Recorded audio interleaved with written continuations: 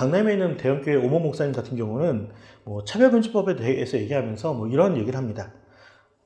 제가 용어를 하나 만들려고 하는데 포괄적 차별금지법이 아니라 과잉 역차별법이다. 뭐 이런 식의 주장을 하시면서 앞에서 제가 예를 들었던 목사님들의 설교와 되게 유사한 형태의 설교를 반복하십니다. 그러면서 이분이 예화를 드는 게 이런 포괄적 차별금지법이 통과한 유럽 같은 나라에서는 뭐 제가 읽어드릴게요. 유럽은 이미 다 넘어갔어요. 유럽은 예수님의 절대적 진리를 강단에서 설교를 못합니다. 예수 그리스도의 유일성을 말 못해. 성경의 절대적 권위를 말씀 못해. 그래서 유럽교회가 다 문 닫은 거예요. 라는 식의 설교를 하십니다. 일단 좀 설교할 때 반말하는 것도 별로 공감이 안 가는데요. 네. 어쨌든 뭐 그건 뭐 그분의 교회니까 뭐 그렇다 치는데, 제가 반복해서 강조하고 있지만, 제가 여러 인터뷰를 할 때마다 반복해서 강조하고 있지만요. 유럽에 있는 교회나 영미권에 있는 교회가 다 망하고 문 닫지 않았습니다. 많은 분들이 그렇게 참 곡해하시는 것처럼 유럽이나 영미권에 있는 교회는 하나도 망하지 않고 있고요. 오히려 다양한 방식으로 사회 안전망의 한 요소가 돼서 서구사회, 즉 3분의 1세계를 지탱하는 한 기둥의 역할을 감당하고 있습니다.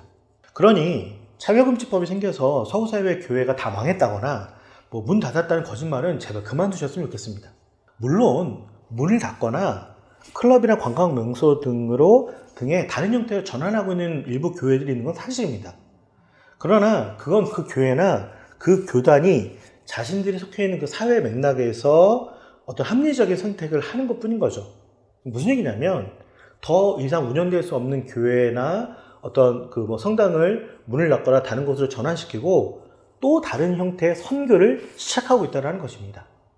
제가 봤을 때 오히려 이것은 교회나 성당이 문 닫았다는 예시가 아니라 오히려 새로운 선교를 위해서 교회나 교단이 합리적인 선교적인 선택을 하고 있다는 것으로 저한테는 이해가 됩니다. 무엇보다도 그런 교회나 교단들은 어떤 선교적 교회나 도시신학 등에 기반한 어떤 새로운 선교적 도전들을 계속하고 있습니다.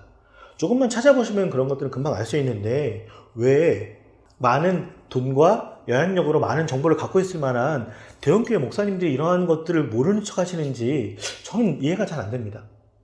최근 한국교회에서도 선교적 교회나 도체신학에 대해서 많이 소개되고 있는데요.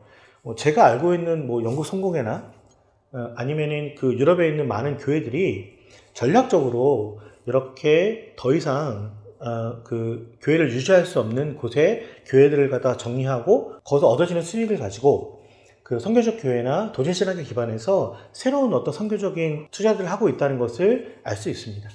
그런 부분들에 대한 정보가 필요하신 분들은 저한테 연락하시면 제가 얼마든지 그런 정보들은 내어드릴 수 있습니다.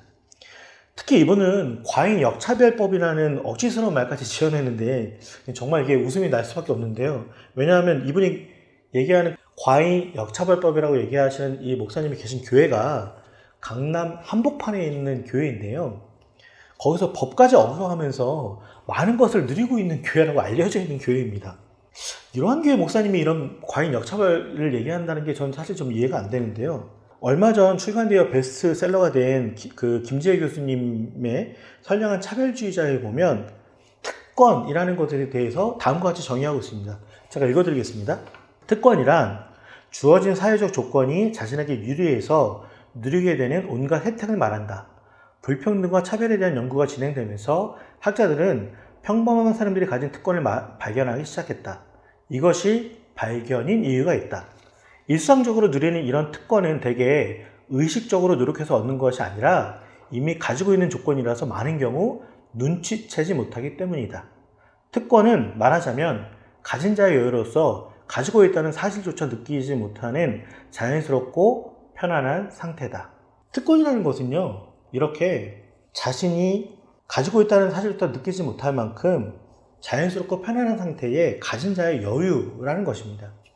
쉽게 얘기해서 포괄적 차별금지법이나 평등법이 지키고자 하는 21개 차별금지 요소에 해당되는 분들은 특권을 가진 분들이 아니라 차별받고 있기 때문에 보호받아야 되는 분들이라는 거죠. 그래서 오히려 특권은 누가 갖고 있을까요?